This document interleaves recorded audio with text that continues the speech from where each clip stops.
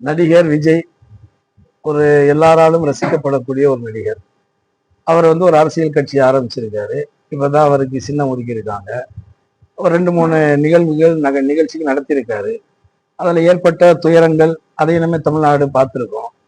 இப்போ என்ன ஒரு அவருடைய ரசிகைன்னு சொல்ற ஒருத்தங்க என்ன சொல்றாங்க, அவருடைய கட்சிக்கு வாக்களிக்கலைன்னா வீட்டில் உள்ளவங்களுக்கு விஷத்தை கொடுத்து சாகடிச்சிருன்னு சொல்றாங்க.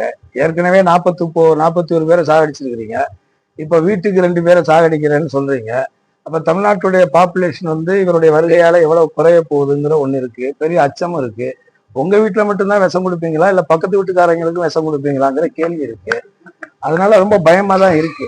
ஏன்னா இது இது எப்பேற்பட்ட அரசியலாக இது இருக்கு? இல்ல ஒரு ஒரு ஒரு என்ன உலகம் சார்ந்த 5000 ஆண்டுகள் பழமையான கீழடி பொருளை மாதிரியான ஒரு வரலாற்று சிறப்புமிக்க ஒரு பேரினம், ஒரு தமிழ் இனம் இன்னைக்கு இவ்வளோ அரசியல்ல ஒரு புரிதல் இல்லாமல் ஒரு நடிகரை ரசிகரா பார்க்கறதுல தப்பு இல்லை. தலைவரா பார்த்தீங்கன்னா கூட கொள்கை ரீதியாக சித்தாந்த ரீதியாக மக்களுடைய பிரச்சனைகளை மக்களுடையக்கான போராட்டங்கள்ல முன்னெடுக்கக்கூடிய ஒரு சித்தாந்தவாதியா நம்ம அவரை பார்க்கறதுலையும் தவறில்லை. எதுவுமே இல்லாம இப்படி ஒரு அரை வேக்காடா இப்படி பேசுறாங்க பண்றாங்க. ஒரு அம்மா சொல்றாங்க எனக்கு எங்க மாமா விட எனக்கு விஜயத்தான் பிடிக்குங்கிறாங்க.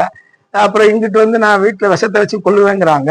அப்ப இவங்கள மாதிரி ஆளுகிட்ட எல்லாம் ஆட்சிகள்லாம் போச்சுன்னா அப்ப தமிழ்நாட்டுல அவங்க விஷத்தை குடிச்சிட்டு சாகும். வேற என்ன பண்றது? இது எந்த விதத்துல இது ஆரோக்கியமா இருக்குன்னு நினைக்கிறீங்க? நீங்களே யோசிச்சு பாருங்க. ஒரு ரசிகராக இருக்கிறது தவறு இல்லைங்க. அதுக்காக இப்படியா இருக்கணும்? ஒரு அறிவியலி கூட்டமாவா இருக்கணும்? அப்ப இந்த தற்கொலைன்னு சொல்றாங்களே, அப்ப இந்த மாதிரியான பதில் எல்லாம் சொல்லும் பொழுது அது எப்படி ரொம்ப மனசுக்கு வேதனையா தானே இருக்கு.